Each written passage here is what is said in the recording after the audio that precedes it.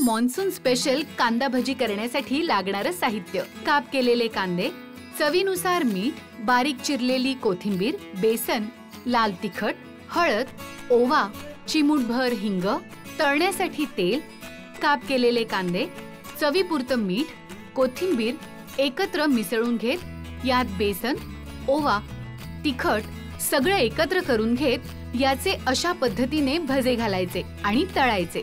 झाले आपले monsoon special कांदा भजी तयार.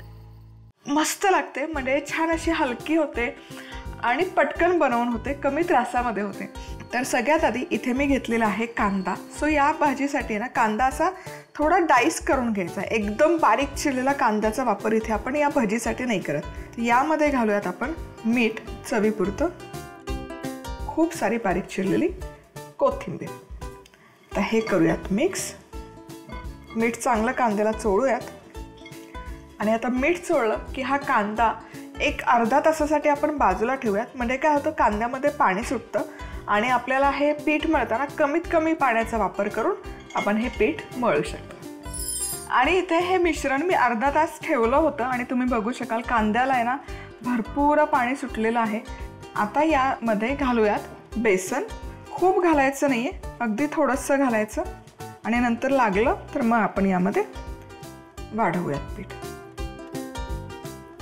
खायचा ओवा, चवीपुरतं मीठ, थोडासा खायचा सोडा, थोडा जास्त घालायचं या भजीला स्पेसिफिकली. लाल तिखट घालते. आता हे सगळं मिश्रण आहे ना एकजीव करायचं आणि पाण्याचा वापर न करता आधी मळून घ्यायचं. छान असं हे कंबाईन झालेलं आहे. पाणी अजिबात वापरायची गरज नाही आहे या गोळा भजीला. पाणी घातलं ना तर काय होतं, त्या भजीचा आकार जो गोलाकार हवा ना तो येत नाही. त्यामुळे पाण्याचा वापर नाही करायचा. फक्त याला बाइंडिंग येईल इतपतच आपण बेसन घालतो. आणि हे पीठ इथे मी व्यवस्थित मळून घेतलं. तुम्ही बघू शकाल पाणी अजिबात वापरलेलं नाही आहे आणि छान असं लपलपीत झालेलं आहे. आता काही नाही, आता ही भजी अशी गोल गोल करून घ्यायची हातामध्ये आणि ही आपण आता तेलामध्ये तळून घेऊयात.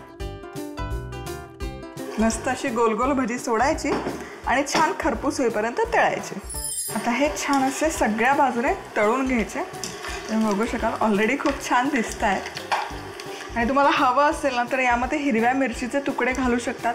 भजीमध्ये जनरली पिठामध्ये असतात, पण आमच्या घरी लहान मुलं आहेत त्यामुळे मी जाणीवपूर्वक ते टाळते घालायचं, कारण मुलांना हे भजे खायला आवडतात. आता हे आपण काढूयात.